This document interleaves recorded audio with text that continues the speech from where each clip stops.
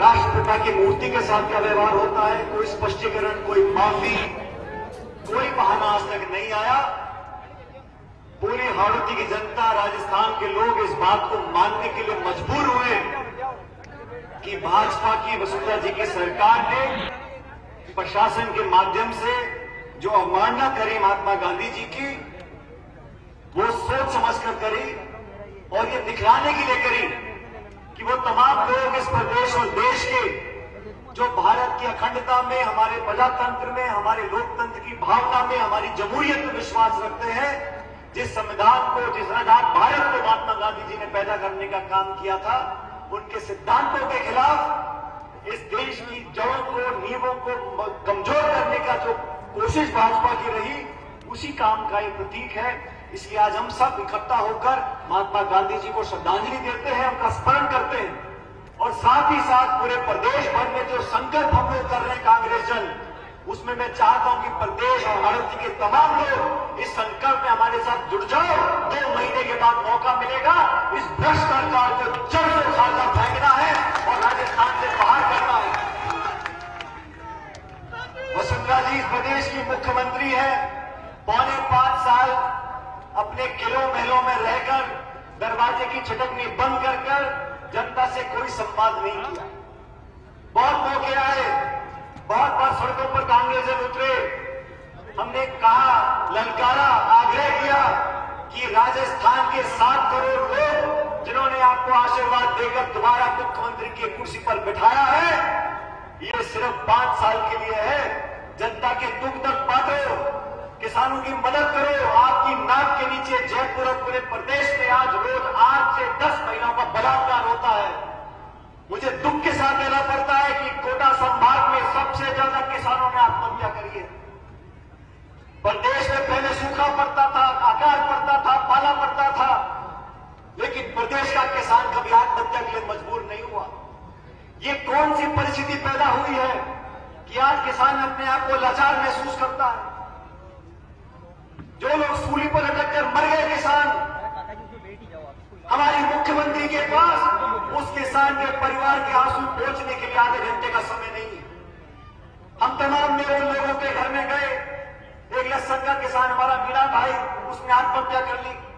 हम उसके घर पे गए तो बांटने के लिए।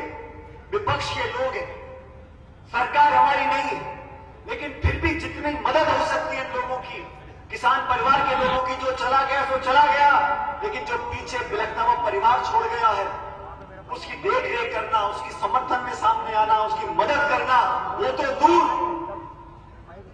ये शर्मनाक काम बीजेपी ने किया।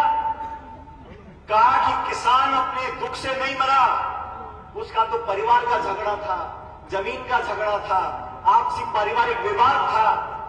साथियों, अभी नागौर जिले में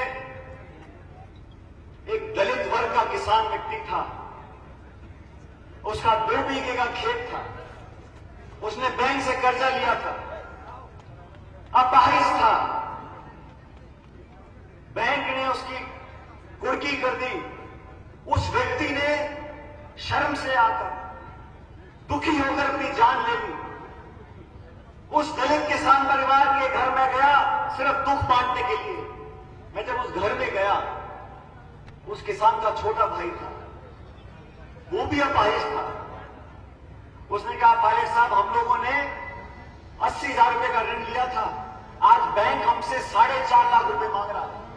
हमने कहा हम जमीन को बेच देंगे, अब कर्जा वापस कर देंगे, लेकिन बैंक ने जमीन भी ले ली, कागज भी ले लिए और पूरे गांव में जीप घुमाकर बोल दिया कि फलाने किसान को हमने कुर्की कर दी है, मेरा बड़ा भाई उसने आत्महत्या कर ली है।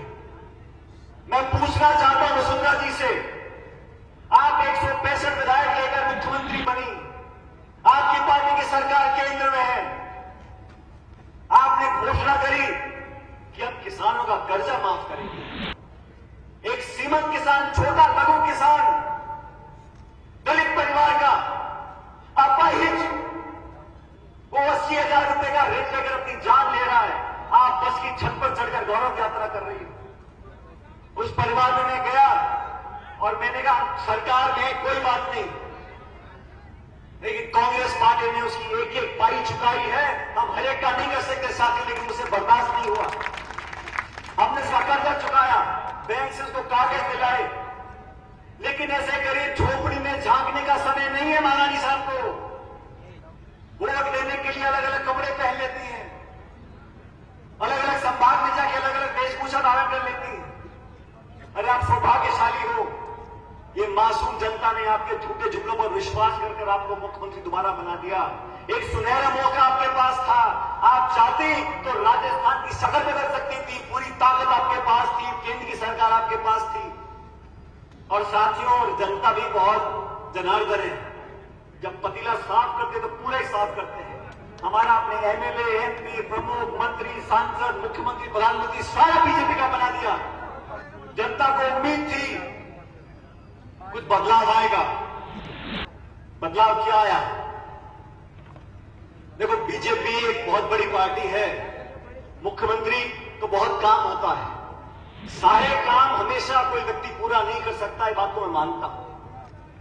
अब हो सकता है कि आप सभी लोगों के खातों में 15-15 लाख रुपए नहीं आए हो, वो संभव है, लेकिन कम से कम 15 लाख नौकरी तो दे सकती थी, दी होंगी आप लोगों को नौकरी हड़ोती में, 15 नहीं तो 14 लाख दिए होंगे।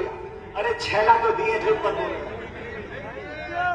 चलो मैं मानता हूं यार, पैसा नहीं दे सकी, काला धन 15 लाख रुपए का, नौकरी नहीं दे सकी, कम से कम पेट्रोल डीजल तो 300 मीटर कर दिया होगा यहां कोटा में। ऐसा कैसे सकता? ना काला धन जमा करवाया, ना नौकरी दी है, पेट्रोल डीजल 90 रुपये लीटर कर दिया, गैस का सिलेंडर कर दिया 400 रुपए, गैस का। मुझे वो भाषण याद है, हाथ फेंक फेंक कर भाषण देते, निवेश होगा, भ्रष्टाचार खत्म होगा, महंगाई को खत्म कर देंगे। अरे 125 रुपए मूंग की दाल बिक रही है बाजार में, लेकिन किसान को क्या दाम मिलता है? और मेरा आरोप है सरकार के ऊपर, ये समर्थन मूल्य की घोषणा करते हैं, जुमला देते हैं, आज मंडी में जाके देख लो समर्थन मूल्य पे खरीद हो रही है कि नहीं हो रही। ये जमाखोरी करने वाले लोग, कालाबाजारी करने वाले लोग, बिचौलिए लोग किसान को मजबूर करते हैं। 5 दिन के बाद बेचारा खड़ा खड़ा मंडी के बाद ट्रक में थक जाता है, पिस जाता है, और बिचौलियों को अपने आधे पौने दाम में फसल बेच देता है। लेकिन किसान का दुख समझे कौन? जयपुर की सरकार ने, दिल्ली की सरकार ने, अगर कोई किसान का दुख समझने वाला होगा, खाद की, बीज की, बिजली की, पानी की इस समस्या को कोई समझेगा, वो तो समाधान कर सकता है। वसुंधरा जी को फुर्सत नहीं है, किस महल का ताला बंद करना है, किस महल का ताला खोलना है, और व्यस्त बहुत होता है। मैं जानता हूं मुख्यमंत्री को बहुत कम समय होता है उनके पास, उनको रेत के ठेके देने हैं, शराब के ठेके देने हैं, जमीनों पे कब्जा करने वाले को बचाना है, 1 लाख बीघा जो खान की आवंटित किया वो भी समय लगता है, छटनी करनी पड़ती है ना, किसको खान आवंटित करनी है। अब समय इतना जाहिर हो गया, 5.5 साल निकल गए, आ गए उपचुनाव आए तो मुख्यमंत्री जी पूरी सरकार ने 17 दिन डेरा डाल दिया और कहा चाहे कुछ हो जाए, अजमेर का उपचुनाव तो हम जीत के दिखाएंगे। और मैंने उस वक्त कहा था मुख्यमंत्री जी को, उन्होंने कहा ये कांग्रेस पार्टी का जो अध्यक्ष है इसे अभी बहुत कुछ सीखना है जिंदगी में। मैंने कहा आपने बिल्कुल ठीक कहा, मुझे बहुत कुछ सीखना है, लेकिन राजनीति की कबड्डी में ऐसी पटकी दूंगा आप बहुत लंबे समय तक याद रखोगे। मेरे से बड़ी है, और हमारे परिवार में, हमारी पार्टी में, हमारे देश प्रदेश में जो संस्कार है, जो छोटे बच्चे को सिखाते हैं, हमने बड़ों को आदर करना सीखा है। उनका व्यक्तिगत रूप से मैं जब कर सकता हूं, लेकिन आप प्रदेश में लूट खसोट करोगे, भ्रष्टाचार फैलाओगे, भ्रष्ट लोगों को आगे पलटने का मौका दोगे, तो आपको चैन से नहीं बैठने देंगे। वसुंधरा जी ने बोला ये कांग्रेस के लोग 4.5 साल तक सोते रहते हैं, अब जग गए हैं, अब सवाल पूछ रहे हैं। आप में से कोई अगर मुख्यमंत्री के निकट हो तो बंद कमरे में पूछ लेना कि जब से सचिन पायलट अध्यक्ष बना 4.5 साल का एक दिन भी ढंग से सो पाई हो आप? 4.5 साल से हमने सरकार को मजबूर किया साथियों। वसुंधरा जी ने कृषि की दर बढ़ा दी थी, बिजली की, हमने एक पंचायत पे धरना दिया, अपने आप को वापस करना पड़ेगा। और मैं धन्यवाद देना चाहता हूं जनता का, कांग्रेस के कार्यकर्ताओं का, कि हमारे सामने उनको घुटने टेकने पड़े। केंद्र की सरकार ने जमीन अधिग्रहण नियम को बदलने की 8 बार कोशिश करी। राहुल गांधी जी के नेतृत्व में सिर्फ 45 हमारे सांसद हैं, हमारे 2 बढ़ गए, राजस्थान वाले चले गए, लेकिन 45 सांसदों ने 8 बार केंद्र की सरकार को मुंह फेरने का मौका दिया और वो हाथ खींचने पड़े।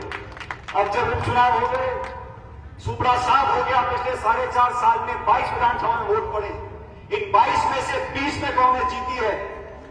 और हाल ये हो गए, अमित शाह जी आते राजस्थान में, वो जाए मेवाड़ में, वसुंधरा जी हाड़ौती में, अमित शाह जाए धौलपुर में, वसुंधरा जी जैसलमेर में।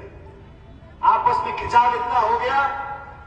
और हमारे बीजेपी के साथी अगर इस बात को सुन रहे हैं, मेरे भाषण को, तो समझ लेना कि आपका टिकट मुख्यमंत्री नहीं दे पाए।